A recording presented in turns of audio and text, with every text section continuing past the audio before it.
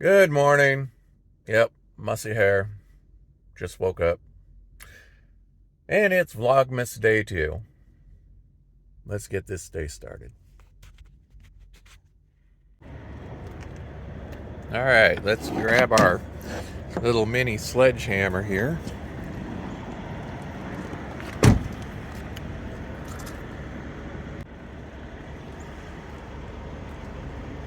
And we're going to do a pre-trip on the truck. Don't need to worry about the reefer settings because it's off.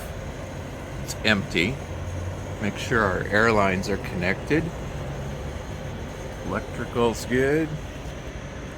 No one's messed with the fuel tanks.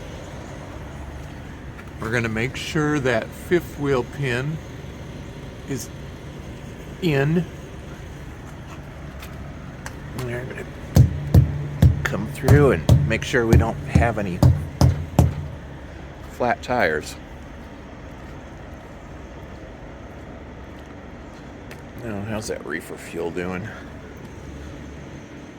Now I'm gonna have to put some in there before dropping this off at the shipper. But this is a daily routine that truck drivers do, is we make sure before we take off, because it is our responsibility, to make sure that we don't have any flat tires.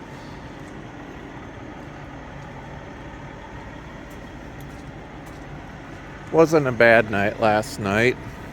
Got down to about 42. I was able to shut the truck off and just use my blankets to keep warm. So that was nice. The company kind of doesn't like it when you idle too much. Uses more fuel. But hey, in the winter, sometimes you just gotta idle the truck when it's down in the teens or the single digits. And there's no way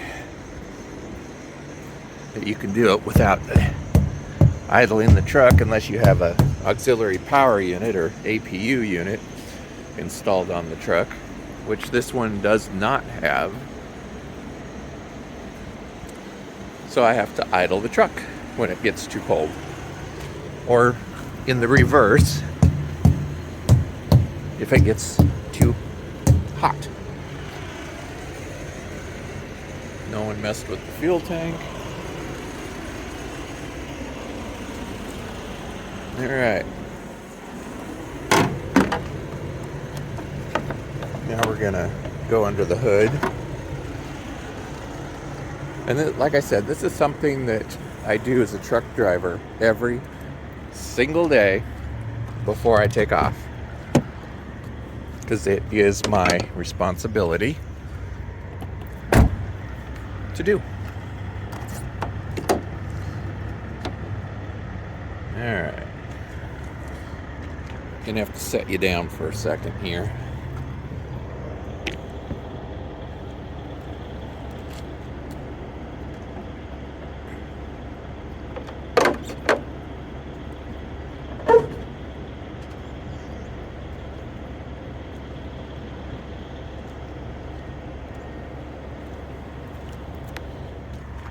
Alright.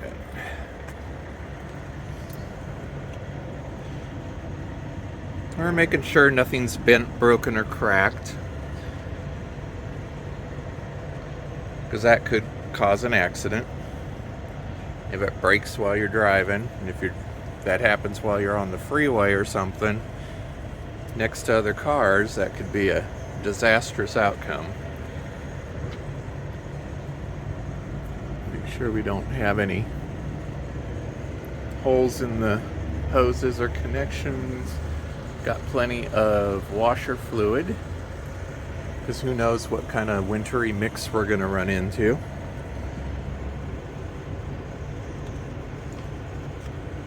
It could tend to be a little tighter. I'll have to let maintenance know about that. Check the oil. Looks like we might need to add some oil. Not a problem. Well, gotta put you down again. Sorry.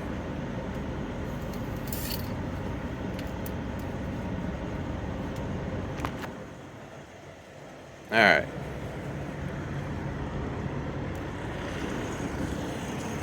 Then we come over here. Got plenty of coolant. We're good there. Again, checking to make sure nothing's bent, broken, or cracked. Hoses are good. Fittings are good.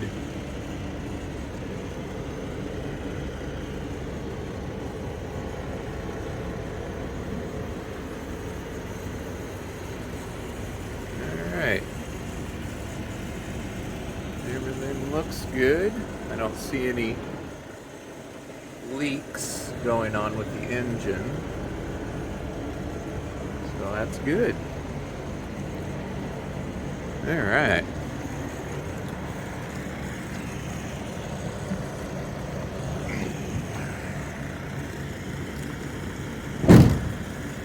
Alright. Snap these back in place.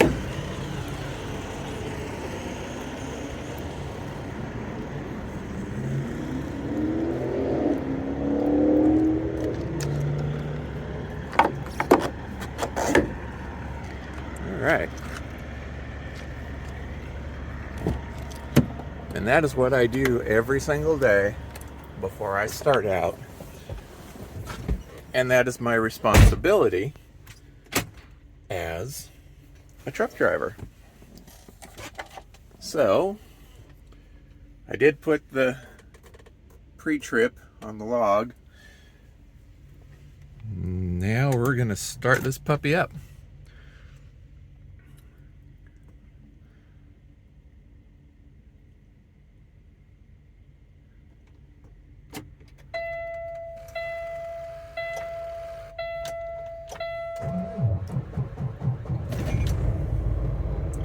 Alright, we're going to check our gauges.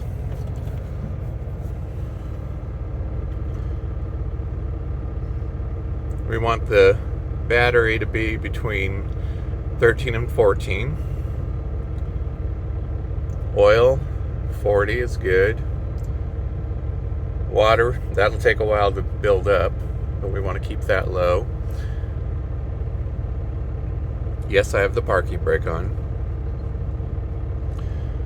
Alright, our air supply, our primary, secondary, they want to be above 90, which they are.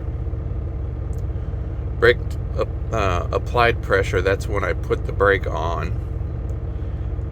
The foot brake. This is our DEF, diesel exhaust fluid tank. We've got 3/4. Fuel, we're about a quarter tank of fuel, so we'll put some fuel in. And this only has 89,783 miles on it. Now, personally, I like to switch over to digital speedometer. There we go. 'Cause that's easy when you're driving. You can just glance. You can see your speed instead of having to, look at the original speedometer. So, there we go. And yes, this truck will do 75 miles per hour maximum governed speed. So I can haul pretty good across the country. So we're going to switch over to drive. Yeah, no, we're not going to do that. We're going to switch over to navigation. It'll automatically go to drive. But we want to go to navigation. There we go. And I've already programmed in my next destination. It's 335 miles away, Marshalltown, Iowa. We are set, according to this, up to the next 50 miles or so, 60 miles. We are green, which means it's not indicating any traffic issues or closures. So I like seeing that. Anyway, y'all have a great one. we'll catch you on the next video. Vlogmas Day 2 has started. Okay, I took care of a lot of things today. Sorry, no video, but I got the trailer washed out before I dropped it off at the shipper. I refilled the oil on the truck because it was down pretty far. Yeah, and I found a way to save money on oil. I'll talk about that in another video.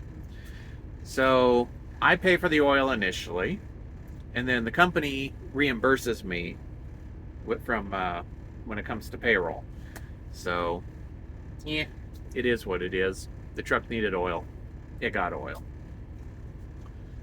What else did I do today? I stopped in at Iowa 80, had the buffet. They had a lot of meat offerings. I was happy. What did I have? I had meatballs, I had shrimp, I had pot roast, and I had just a wee bit of potato, mashed potato. Not much, just a little wee bit. Mix it up a little bit. I've also started reintroducing nuts. Cashews are my favorite. And these are just cashews with sea salt. Why did I do that? As a lot of you know, and some of you who are new here, by the way, if you are new here, welcome. I'm glad you're here. And don't forget to hit that subscribe button, like, share, hit the notification bell if you want to know when I post another video, because we are in the middle of Vlogmas right now. So my goal is to post a video each and every day leading up into Christmas. So we'll see how I do with that. I'm wearing Kale is Bullshit t-shirt from Carnivore MD, Dr. Paul Saladino himself. Yep, and that's what I think of kale. It's bullshit. And it will damage your body over time. Not right away. Over time, those oxalates, they are going to wreak havoc with your kidneys. And you will have those things called calcium oxalate stones to get rid of. And it takes a while to get rid of them if you've been building them up for years. So, that 7 years I was vegan, if I could go back in time and redo it again, I would not go down that path. But anyway, this is about a healing journey. So we're on the heal, we're on the mend. That's that. As far as the cashews go, the nuts go, a lot of people think you can't have nuts, seeds, popcorn if you have diverticulosis, because you don't want it to turn into diverticulitis, which is the inflamed version. So, after reading the book Lies My Doctor Told Me, written by Dr. Ken Berry, an excellent expert on the subject matter of a carnivore diet. There are no studies. There is no significant evidence that shows that to be true. In fact, he says eating nuts and seeds is actually good for preventing flare-ups on diverticulosis.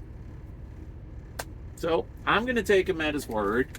I'm not overdoing it. I'm just having a few here and there. I'm chewing them up. I'm not swallowing them half whole or anything like that. So, yeah. And these are a good source of protein, by the way. So we'll see how that goes. They also have a lot of benefits to them, too, to the human body. So there we go. I am at a travel plaza in Illinois, about 13 miles away from the shipper. My load doesn't pick up until tomorrow sometime, probably in the evening. So I'm going to try and hammer out a 34-hour restart out of this, and then pick up the load probably about 4 in the morning. Not tomorrow morning, Monday morning. So I will have a full set of hours available to run this to Tracy, California. delivers Thursday morning at 2:45 a.m. And then I'll also have the hours available to grab a load, probably produce, and start heading back towards Michigan. I think the 34-hour restart's a good idea. Yes, I know my hair is still... It still has not been cut because I am not home. And if you don't understand that, watch yesterday's video. So, my friends, thank you. Thank you, thank you. Thank you for watching my videos. Thank you for subscribing to my channel. Thank you for liking and sharing and commenting. I really appreciate that. I want this channel to grow for various reasons. I also have a lot of projects I'm working on to help other truck drivers get their health back. Because as you know, and as I mention on this channel a lot, truck drivers are some of the most metabolically unhealthy individuals in the world. We have one of the most cumbersome jobs when it comes to proper nutrition and exercise. So, watching my videos, you will learn something, I promise. If you're a trucker, welcome. Hit that subscribe button. You're not going to regret it. So with that being said, I am going to go in, use the restroom, check things out, and we will see you tomorrow. And I'm highly contemplating on having a live tomorrow. Keep watching. If you hit the notification bell, you'll get the notification that I'm going to do a live. You're going to get the pre-notification that I put up. And there's a 99.999% chance there will be a live tomorrow. And I think I'm going to title it, Ask a 7-Year Ex-Vegan Anything. Because yes, I was part of the vegan community for 7 years. And yes, I am helping others in the vegan community leave the vegan community for the carnivore community and health. And I'm going to keep doing it. I'm going to keep doing it. You're going to see more of the videos out why I'm no longer vegan from people switching to a carnivore or ketogenic lifestyle. Getting away from the plants. Because plants, they are wreaking havoc on your body. Don't listen to the gurus out here on YouTube talking about a plant-based diet, talking about vegan this, vegan that. They're trying to rope you in to be part of their community, but they're part of an agenda. And a lot of them don't know it. They're just brainwashed. But when your body starts developing serious problems because of what you've been eating, or more importantly to the fact, what you have been depriving your body of as far as nutrients, the nutrition you think you're getting being vegan, I guarantee you 100% you are not. And here's another thing to contemplate when it comes to veganism. If you need to supplement, and remember, the majority of supplements out there are synthetic. They're not real. They're manufactured in a lab. If you need to supplement so many different vitamins and minerals for your diet to work as a vegan, that's your first clue. It is not a proper human diet. That's your first clue. And there are more clues to come. Trust me. And we're going to get into that this month. I'm going to share a plethora of information about veganism. Stay tuned, my friends. Subscribe, like, share, comment, and we will see you in the next video.